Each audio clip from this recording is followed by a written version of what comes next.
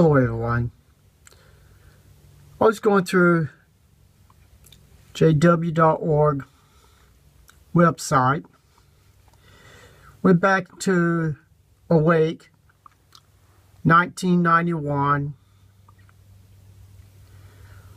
October the 8th, Awake.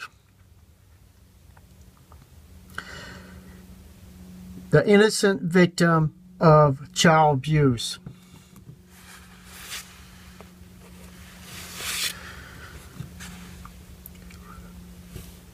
Okay, you can see down here what it's talking about. I was able to record the whole thing, so I'm going to play it to you, and then we'll go after that. I'd like to show some more stuff.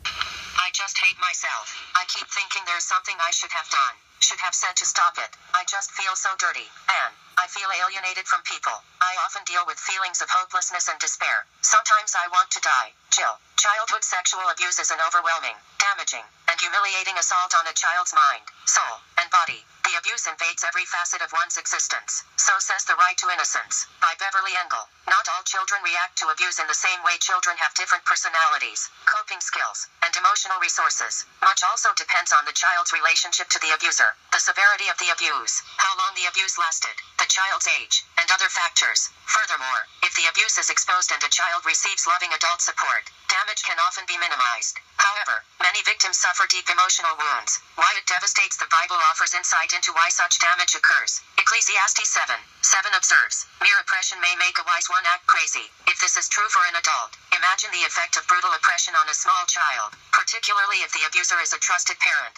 After all, the first few years of life are critical to a child's emotional and spiritual development. 2 Timothy 3:15. It is during those tender years that a youngster begins developing moral boundaries and a sense of personal worth. By bonding to her parents, a child also learns the meaning of love and trust. Psalm 22:9. With abused children, explains Dr. Patrick Gannon, this process of trust building gets derailed. The abuser betrays the child's trust. He robs her of any semblance of safety, privacy, or self-respect and uses her as a mere object for his own self-gratification. Small children do not understand the significance of the immoral acts being forced upon them, but almost universally they find the experience upsetting, frightening, humiliating. Childhood abuse has thus been called the ultimate betrayal. We are reminded of Jesus' question, "Who is the man among you whom his son asks for bread? He will not hand him a stone, will he?" Matthew 7:9. But the abuser gives the child, not love and affection, but the cruelest stone of all, sexual assault. Why the wounds persist. Proverbs 22:6 says, "Train up a boy according to the way for him.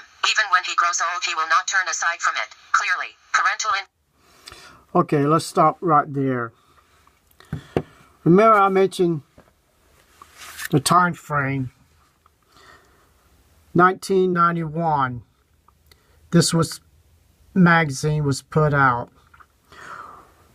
What you just heard, how the Watchtower put out how disgusting a child molester is.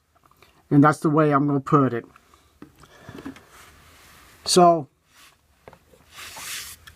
who is this man? Who is this man? He's a child molester. Remember that 1991 Awake magazine? October the 8th. This guy, if he read that magazine 2 years earlier, would that stop him being a child molester?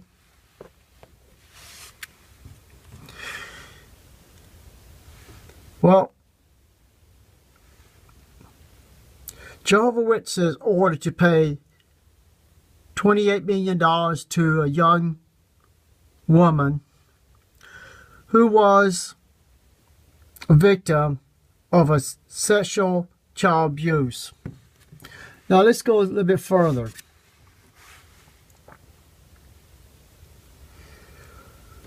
When did this happen? Let's go down to a little bit further. In a congregation in 1990. when that man molested a Jehovah's Witness girl in 1990. And that Wake magazine was put out 1 year later. 1 year later.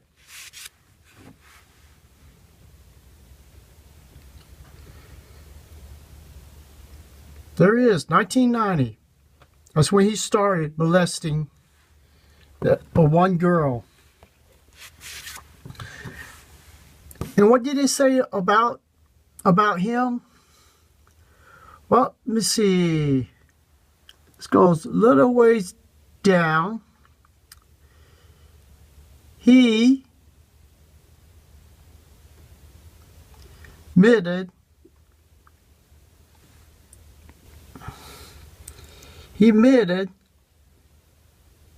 in 1993 that he had touched his young stepdaughter's breast.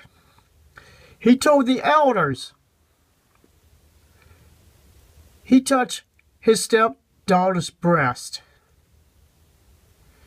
And he molested other kids in the congregations.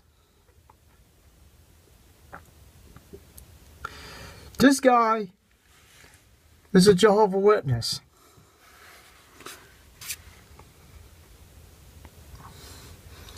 Again, he touched his young stepdaughter's breast. How sickening is that? What did you heard from the Watchtower saying how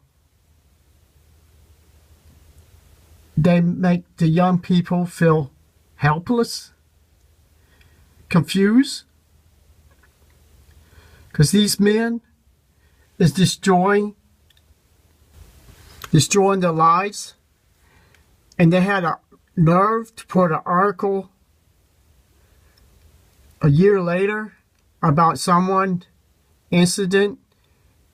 I'm almost near 40 now, and talk about her experience, her anger, the guilt, the problems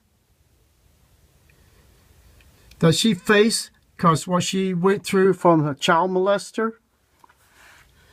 People, Watchtower has so many child molesters in their organization, their religion. You can Google child molesters, Jehovah's Witnesses. Just about anything you got to do child molesters, you can find with Jehovah's Witnesses. I've been in this religion for a long time, and I'm glad I'm out. I had no clue how much hypocritical the Watchtower had the nerve talking about child abuse when they're covering up child abuse, and they taking Jehovah's Witnesses donation money to pay out to these children, boys and girls all over the world, to pay the damages that the elders, minister servants, all these men has done to their own kids, children, and children in their own congregation. And they have the nerve to put it on JWS.org how dangerous people are to innocent victims of child abuse. They have the nerve to do it, but they don't have the nerve to call the police to have these men arrested when children tell their parents this guy's touching them. They don't call the police to put these men in jail, because when these men get started, they don't know when to quit. They go after any other children They should have put a halt and a stop to these men like him that wouldn't cost the Watchtower $28 million when this started. They should have locked him up and thrown away the key, disfellowship him, and the most important thing is warn the people in the congregation, this man, what he is, and keep your children away from him. To the Watchtower, warn people about people like him? No. They cover it up because they don't want to embarrass their God, Jehovah. They didn't want to embarrass his son, Jesus Christ. But it's okay to damage a little one for life. I'm sorry, but they're serving a false God. They're serving a false Christ. Because one, think about it. Why would God be involved, or his son be involved with a religion that is destroying their own little ones in their own church, their own kingdom halls? Why would God have his backing on a religion that's destroying our children? He wouldn't, people. So that makes the Watchtower a dangerous cult, a dangerous religion. It's a pedophile playground, like one man put. A pedophile playground. People can come in, be a pedophile, they can do whatever they want if they become an elder. Because it's hard to touch an elder, because the elders always, how you say, they're being spiritual pointed by God. Spiritual pointed by God to molest your children, rape your children. They are appointed by God. Now, if you believe that God appointed these men to be child molesters, then you got the religion that you want. But if you don't, then you will realize God don't choose these evil men. Evil men choose them. People, wake up. The Watchtower prints one thing, says another thing, and who's always pays the consequences? The victim.